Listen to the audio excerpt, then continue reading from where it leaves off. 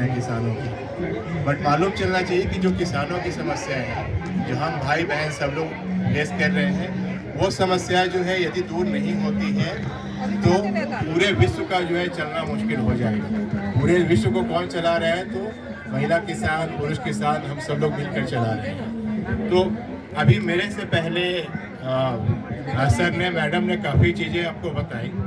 मैं जितना भी समझ पाया वो सारी काफ़ी सही बातें हैं, और हम बात कर रहे हैं कि हमें अपनी आवाज़ उठानी है। मैं एक ही चीज़ उसमें ऐड करना चाहूँगा, कोई भी आवाज़ उठाने के लिए यदि हमें व्यवस्था परिवर्तन करना है, हमें मालूम होना चाहिए कि व्यवस्था चलती कैसे, व्यवस्था चलाता कौन है। क्या किसानों का पार्टिसिपेशन केवल कृषि उत्पादन तक होना चाहिए?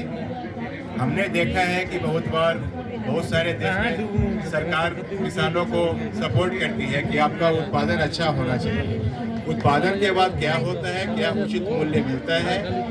क्या केवल उत्पादन अच्छा होने से उनकी सोशल सिक्योरिटी, मर्यादित जीवन की बातें हो जाती हैं? तो नहीं हो पाती हैं। तो हमने देखा है कि इस व्यवस्था को बदलने के लिए जब हमने विश्व में बहुत जगह काम किया तो हमने देखा है कि सबसे ज़रूरी चीज़ है आज के समय में सबसे इम्पोर्टेंट चीज़ है इंफॉर्मेशन, या किसके पास जानकारी है, सही जानकारी किसके पास है। व्यवस्था को हम यदि बदलना चाहते हैं तो व्यवस्था में हमें पार्टिसिपेट करना पड़ेगा।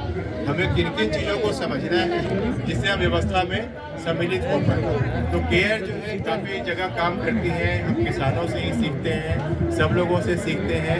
हमारे कुछ लर्निंग रहे हैं किसानों से ही सीखा है।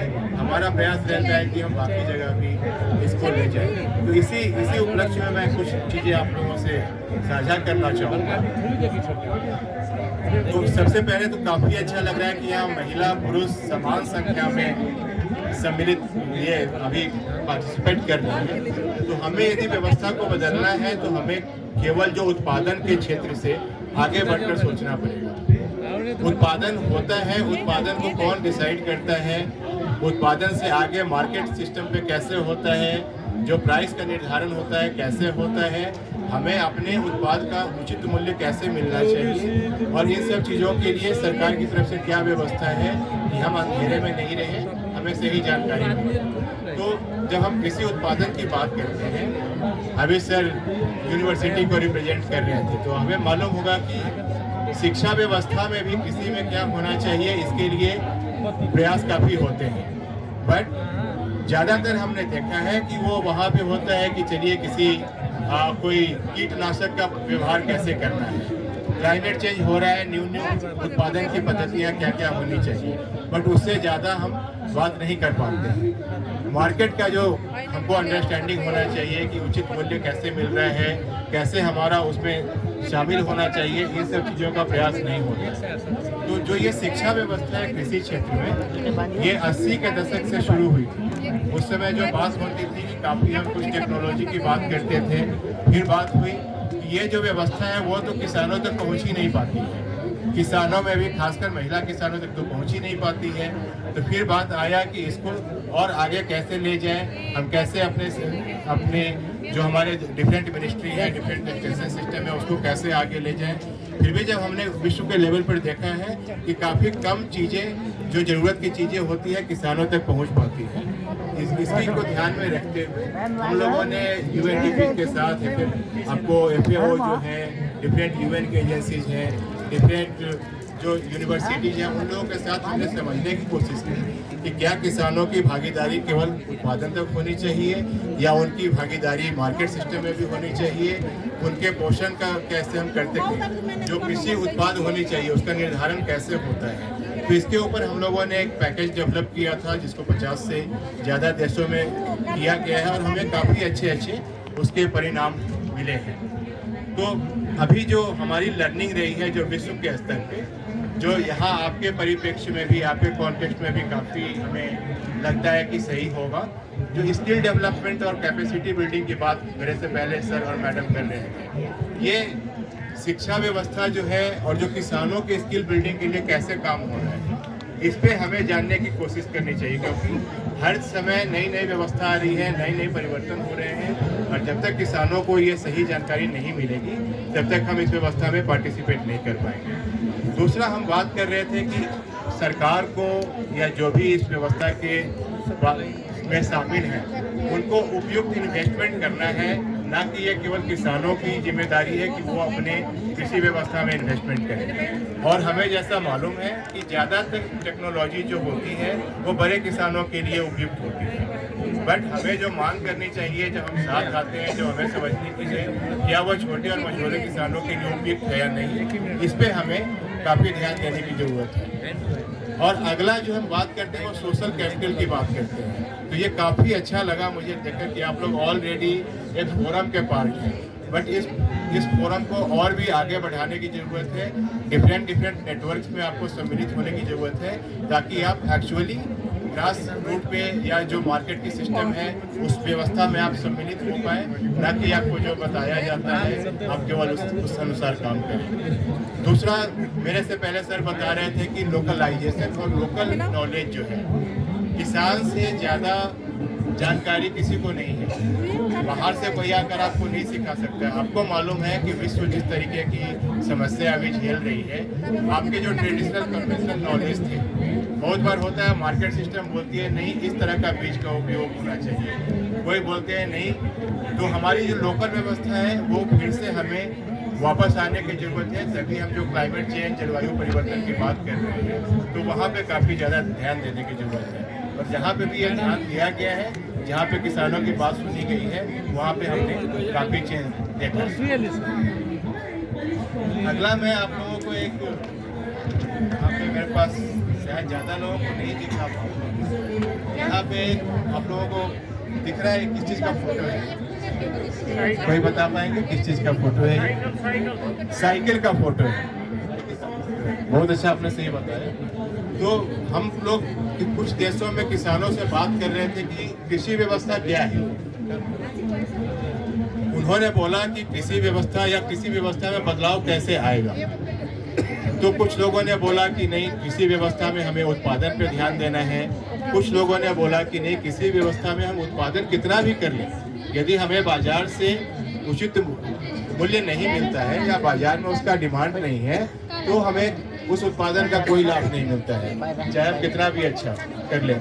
कुछ लोगों ने बोला कि हमारी व्यवस्था में हम काफ़ी छोटे हैं, हमारी बाजार तक पहुंच ही नहीं हो सकती है। तो हमने काफ़ी अलग अलग चीज़ों को साथ में लाकर जब देखा तो उन्होंने बोला कि कृषि व्यवस्था में सुधार या कृषि व्यवस्था आगे तभी बढ़ेगी जब हमने कृषि व्यवस्था के अलग अलग चीज़ों को साथ में लाया। तो उन्होंने एक साइकिल बनाया, बोला साइकिल में पहिया है, साइकिल में हैंडल है, साइकिल में सीट है। तो हमारी कृषि व्यवस्था भी इसी तरह की है।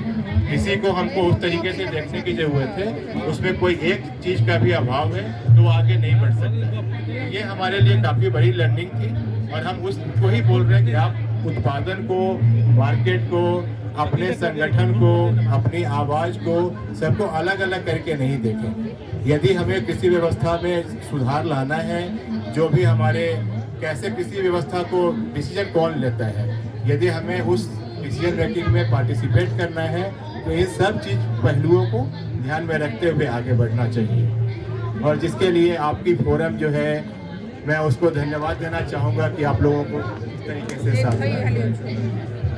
अगला जो है सो हमारा सबसे बड़ा लर्निंग रहा है महिला और पुरुष को साथ में आना, जो यहाँ पे देखकर मुझे सही में बहुत ही अच्छा लगा कि महिला बहनों का, महिला किसानों का आपके नेपाल के कृषि क्षेत्र में, नेपाल के इकोनॉमी में इतना बड़ा पार्टिसिपेशन और योगदान है। जिस कंट्री में भी, जिस देश में भी लोग साथ में आए हैं, वहाँ पे हमने काफ़ी आधारभूत चेंजेस देखे हैं। तो इस व्यवस्था को आप जरूर आगे बढ़ाइए। अगला है कि गवर्नेंस, जो हम एक वर्ड यूज करते हैं कि कृषि व्यवस्था को कैसे हम, कौन डिसीजन लेता है, कौन चला रहा है व्यवस्था को, कौन डिसाइड करता है कि किसान क्या उत्पादन करेंगे, कौन डिसाइड करता है कि किसान को क्या भाव मिलेगा। तो किसान जहाँ जिस देश में भी केवल प्रोडक्शन स्तर तक, मतलब उत्पादन तक सीमित रहे हैं, वहाँ पे किसानों का एक्चुअल चेंज नहीं हो पाया है। आपके फोरम को, आपके ग्रुप्स के, आपको संगठन को बाजार व्यवस्था को समझना पड़ेगा, अलग अलग व्यवस्थाओं को समझना पड़ेगा और ये आपका हक है कि आप उसमें पार्टिसिपेट करें। तो गवर्नेंस में पार्टिसिपेशन बहुत ही इम्पोर्टेंट है, ना कि आप केवल अधिकार मांगे, जरूर अधिकार को समझें, बट अधिकार को लेने के लिए प्रयास भी करें। तो इन सब चीज़ों को ध्यान में रखते हुए last but not the list कुछ चीज़ों में बदलाव आने की ज़रूरत है। हमारी जो समझ रही है कि पहला परिवर्तन है जरूर महिलाओं के सशक्तिकरण में, जो आपके यहाँ काफ़ी अच्छा हो रहा है। अगला जो हमने देखा है व्यवस्था में, जो हम बात करते हैं कि उत्पादन के स्रोत क्या क्या है, भूमि पे किसका अधिकार है, पानी पे किसका अधिकार है, आपको मार्केट से सही इनपुट मिलता है या नहीं, सरकार की तरफ से मिलता नहीं है, डिसीजन कौन लेता है, कंट्रोल कौन करता है, तो उस पर किसानों का बल होना चाहिए और उस एरिया पे काफ़ी काम करने की जरूरत है। अगला है मार्केट सिस्टम। मार्केट सिस्टम में ऐसा नहीं है कि मार्केट सिस्टम में केवल आप जाते हैं, आपको कुछ भाव मिलता है, लेते हैं, बट उसमें आपका इंक्लूसिव मार्केट की हम बात करते हैं, उसमें आपका सम्मिलित होना बहुत ही जरूरी है। एक बात मेरे से पहले मैडम पोषण की बात कर रही थी। बहुत बार लगता है कि पोषण की बात हम किसानों के लिए क्यों कर रहे हैं, बट हमें मालूम है कि पहले का जो हमारा कृषि का सिस्टम था वो न्यूट्रिशन सेंसिटिव हम बोलते हैं। उसमें हमारे काफ़ी तरह तरह के अनाज उत्पादन करते थे, ना कि हम मोनोक्रॉपिंग की तरफ जाते थे, और हमारे उसमें सोशल सिक्योरिटी, अपनी खाद्य सुरक्षा, अपने पोषण सुरक्षा की काफ़ी ज़रूरत है, तो इस पर भी ध्यान देने की ज़रूरत है। और last but not the list, हम बहुत बार बोलते हैं कि सरकार बहुत सारे देशों में पेंशन देती है क्योंकि वो सरकारी काम कर रहे हैं, सरकारी बाबू हैं। किसान को शायद इन सब तरह की चीज़ें नहीं मिलती। बहुत सारी चीज़ें होती हैं जो सरकार किसानों को नहीं मानती है कि वो संगठित क्षेत्र में है या वो कुछ उस तरह का काम कर रहे हैं जिसको हम नौकरी की तरह ये करें, जो देश की सेवा कर रहे हैं, जो विश्व को चला रहे हैं। तो इसके ऊपर हमें काफ़ी काम करने की ज़रूरत है ताकि जो किसान विश्व को चला रहे हैं उसका इसमें भी योगदान होगा। मैं अंत करना चाहूँगा कि यदि हमें कुछ चीज़ों पे प्रयास करने हैं, कुछ चीज़ों में बदलाव लाना है, कुछ चीज़ों की हमें डिमांड करनी है अपने फोरम से, और जिसमें सब चीज़ को समझ के, तो हमें प्रयास करना चाहिए कि जो भी उत्पादन के हैं, ज़मीन पे, पानी पे, प्रोडक्टिव रिसोर्सेज पे, उस पर कैसे हमारा अधिकार ज़्यादा बढ़े, उस पर प्रयास करने की ज़रूरत है। मार्केट सिस्टम को समझ के मार्केट सिस्टम में शामिल होने की बिल्कुल ज़रूरत है, क्योंकि सच्चाई यही है कि मार्केट चला रहे हैं, केवल उत्पादन से कुछ नहीं होता है। सोशल प्रोटेक्शन और लोकल स्ट्रक्चर्स के ऊपर हमें सरकार से जो भी हैं उनके साथ मिलकर काम करने की ज़रूरत है कि कैसे हमारा जो किसान भाइयों बहनों का है ज़रूरत वो पूरा किया जा सके। आज के देश में अभी के समय में जलवायु परिवर्तन काफ़ी हो रहा है, तो हमें अपने लाइवलीहुड को अलग अलग तरीके से डाइवर्सिफाई करने की और जो हमारी पुरानी पद्धति थी उस दिशा में जाने की ज़रूरत है। इकोसिस्टम प्रोटेक्शंस की हम बात करते हैं, यदि हम प्रोटेक्ट नहीं कर पाए तो हमारा कृषि प्रोटेक्ट नहीं हो पाएगा। प्लस न्यूट्रिशन की बात हमने की, और एक फूड वेस्ट एंड लॉस की बात होती है। उत्पादन तो काफ़ी अच्छा कर लिया, मार्केट में भी पार्टिसिपेट कर लिया, बट यदि हम उत्पादन के बाद अपने अनाज को, अपने उपज को सही तरीके से मैनेज नहीं कर पा रहे हैं तो उसमें भी हमारा काफ़ी लॉस होता है। तो हमें थोड़ा आगे का सोच रख के उस स्तर पर भी काम करना चाहिए। और हमने इन सब चीज़ों को देखा है, इसको आगे बढ़ाने के लिए जब हमने इन सब चीज़ों पे काफ़ी देशों में सरकार से बात की है, जब उन्होंने ग्रास रूट पे परिवर्तन देखे हैं, बहुत सारे देशों में अलग अलग यूनिवर्सिटीज़, कॉलेजेस आगे आए हैं जो इस तरीके के शिक्षा व्यवस्था को अपने सिस्टम में, अपने एजुकेशन सिस्टम में ला रहे हैं, ताकि जो एग्रीकल्चर के सर्विस प्रोवाइडर्स आगे आए या जो लोग आगे जाकर खेती बाड़ी में जाते हैं वो कृषि को केवल उत्पादन के लेवल तक नहीं देखें, कृषि को एक सिस्टम तक देखें, किसान अपनी शक्ति को समझें कि वो दुनिया को चला रहे हैं, उनका अधिकार भी लें और अपने चीज़ों को आगे समझे भी और उसमें पूरी तरीके से पार्टिसिपेट करें, ना कि दूसरे पर डिपेंडेंट रहें। मैं कोशिश किया हिंदी में बोलने की, मैं इसके साथ रोज करूँगा। आप सभी लोगों को बहुत बहुत धन्यवाद ये मौका देने के लिए। Thank you.